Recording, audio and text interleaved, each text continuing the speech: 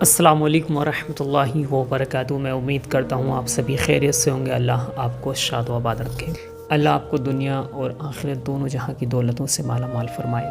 حضرات، جب یہ ویڈیو میری نظروں کے سامنے سے گزرا تو میں نے سوچا کہ ہو سکتا ہے یہ بیمار ہوں، انہیں کوئی درد ہو رہا ہو جس کی وجہ سے یہ اتنا چلا رہی ہیں، اس طرح سے مطلب پیچھے کو ہٹ رہی ہیں، ایسا کیا ہو گیا؟ مگر جب حقیقت تحقیق کی گئی تو پتہ یہ کچھ ایسا چلا کہ جس سے ایک ایسا واقعہ سامنے آیا جس سے ہمیں بہت بڑی نصیحت، اس سے ہمیں بہت بڑا سبق حاصل کرنا چاہیے۔ ایک ایسا واقعہ ہمارے سامنے آیا۔ حضرات، جب اس عورت کو بٹھایا گیا، اس کو پانی پلایا گیا اور اس کے بعد اس سے پوچھا گیا کہ آپ یہ بتائیے کہ آپ کو ایسا کیا ہو گیا، تو انہوں نے بتلایا کہ مجھے کعبہ شریف جو ہے وہ نظر نہیں آ رہا ہے۔ اللہ اکبر، مجھے کعبہ شریف نظر نہیں آ رہا ہے۔ حضرات، جب انسان پوری زندگی کے اندر انسان دعائیں کرتا ہے کہ اللہ تبارک و تعالی مجھے اپنے گھر کی حاضری نصیب فرما، اور انسان اتنی دعائیں کرنے کے بعد اگر وہاں چلا جائے اور جانے کے بعد اسے کعبہ شریف ہی نظر نہ آئے تو انسان کے دل پر کیا گزرے گی؟ آپ سمجھ سکتے ہیں کہ انسان کے دل پر کیا گزرے گی۔ پاگل ہو جانا تو لازمی ہے کہ انسان پاگل ہو جائے گا کہ اتنی منتوں کے بعد وہ وہاں پر پہنچا، اور پہنچنے کے بعد اگر اسے کعبہ شریف ہی نظر نہ آئے تو وہ واقعی چلائے گا بھی اور روئے گا بھی۔ یہ بات تو حقیقت ہے۔ مگر ان سے جب پوچھا کہ ایسا ہوا کیوں، تو انہوں نے کچھ ایسا بتلایا۔ انہوں نے اپنی زندگی میں ایک بہت بڑا گناہ کیا تھا، اور وہ گناہ کیا تھا آپ بھی سنیں اور سمجھیں۔ دیکھیے، یہ جو ہیں ایک غریب پریوار سے تھیں، تو یہ غسل دینے کا کام کرتی تھیں، ٹھیک ہے نا۔ یہ بہن جو ہے غسل دینے کا کام کرتی تھیں۔ آپ نے دیکھا ہوگا کہ جیسے قبر کھودنے والے ہوتے ہیں ویسے ہی غسل دینے والے ہوتے ہیں۔ مردوں کو مرد غسل دیتے ہیں اور لیڈیزوں کو لیڈیز جو ہے وہ غسل دیتی ہیں، ٹھیک ہے نہیں۔ تو جب یہ غسل دینے کا کام کرتی تھیں تو ایک بہت ہی اچھے پریوار سے تھے، وہ مالدار لوگ تھے۔ تو دو لوگوں کا انتقال ہوا، ایک لیڈیز ایک جینٹس، ان کا دو کا ایکسیڈنٹ کے اندر انتقال ہوا۔ تو انہیں بھی وہاں پہ غسل دینے کے لیے بلایا گیا۔ جب انہوں نے غسل دیا تو اسی پریوار کے کچھ لوگوں نے، مطلب جو جینٹس جس کا ایکسیڈنٹ ہوا تھا اسی کے بھائیوں نے اور بھائیوں کی بیویوں نے مل کر جو ہے ان سے یہ کہا کہ آپ جو ہے ایک تعویذ جو ہے مردے کے منہ میں رکھ دینا۔ انہوں نے منع کیا۔ منع کرنے کے باوجود انہوں نے انہیں پیسوں کا لالچ دیا کہ آپ یہ پیسے لیں اور جو ہے یہ ہمارا کام کر دیں۔ تو انہوں نے پیسوں کے لالچ میں آ کر انہوں نے اس کام کو انجام دے دیا۔ انہوں نے وہ تعویذ جو ہے وہ ایک مردے کے منہ میں رکھ دیا۔ اب ہوا یہ کہ کچھ دنوں کے بعد پتہ یہ چلا کہ کچھ دنوں کے بعد اسی گھر کے اندر جو میاں بیوی ختم ہوئے تھے انہوں نے اپنے 2 بچوں کو چھوڑا تھا، تو ان میں سے ایک بچے کا انتقال ہو جاتا ہے، ٹھیک ہے نہیں۔ ایک بچے کا جب انتقال ہوا تو پھر سے انہیں بلایا گیا غسل دینے کے لیے۔ جب انہوں نے غسل دیا تو پھر سے انہی لوگوں نے انہیں دوبارہ سے پیسوں کا لالچ دیا اور ایک تعویذ دیا کہ پھر سے اس بچے کے منہ میں جو ہے وہ تعویذ رکھ دینا آپ۔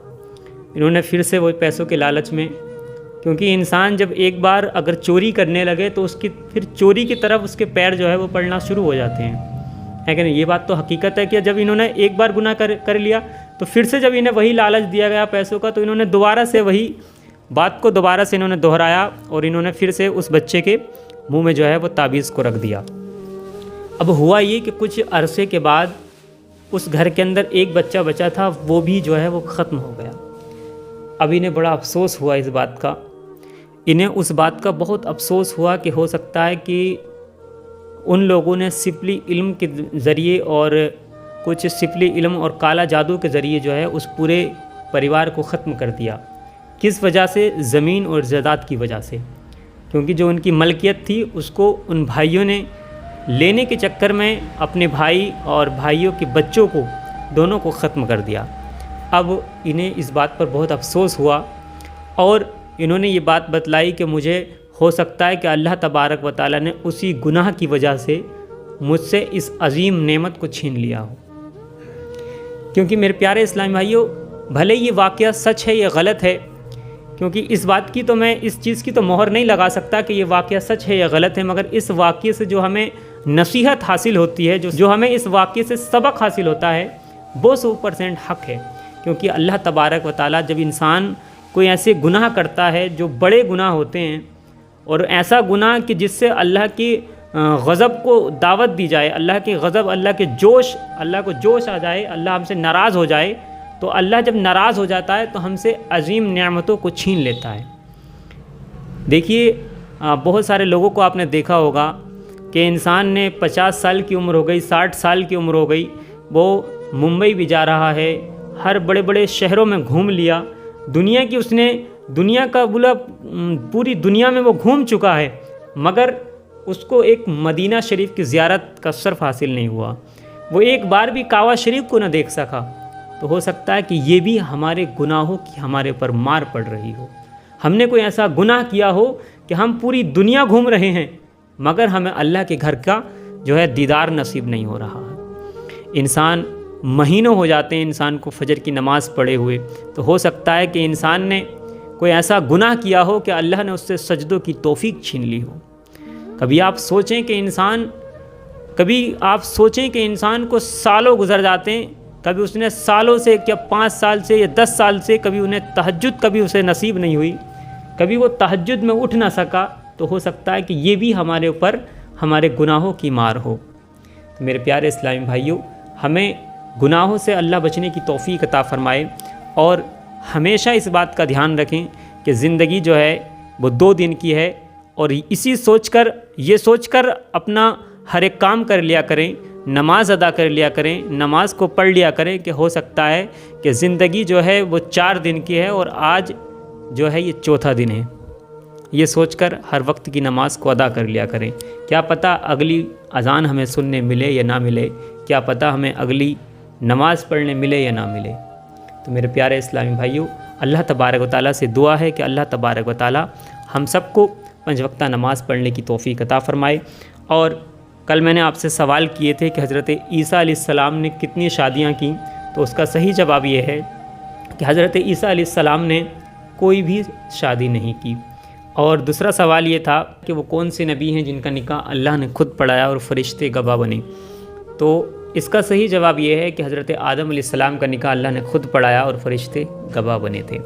ٹھیک ہے نہیں، میں آج بھی آپ سے 2 سوال کروں گا، مگر کن لوگوں نے ہمارے سوالوں کا جواب لکھا صحیح، میں نے کچھ نام نوٹ کیے ہیں، وہ نام سن لیجئے کہ سائمہ انصاری مراد آباد سے ہیں، شائستہ بانو احمد آباد سے، اور سائمہ انصاری مراد آباد سے ماشاءاللہ، اور عبدالکلام بھائی بلاسپور چھتیس گڑھ سے، عبدالخالد بھائی احمد آباد سے، اور شیخ امتیاز بھائی ہیں، اور ریاض الحق اعظم گڑھ سے، اسلام ملک مراد آباد سے، عتیق احمد کانپور سے ہمارے بھائی، اور انیس صدیقی ماشاءاللہ، اور تنویر فاطمہ ہماری بہن گجرات سے ہیں، ممتاز بانو ہماری بہن ممتاز بانو ہیں، اور مسکان ارشاد عالم اڑیسہ سے، غلام سرور چھتیس گڑھ سے، ریسمہ بانو احمد آباد سے، شفا صدیقی راجستھان سے۔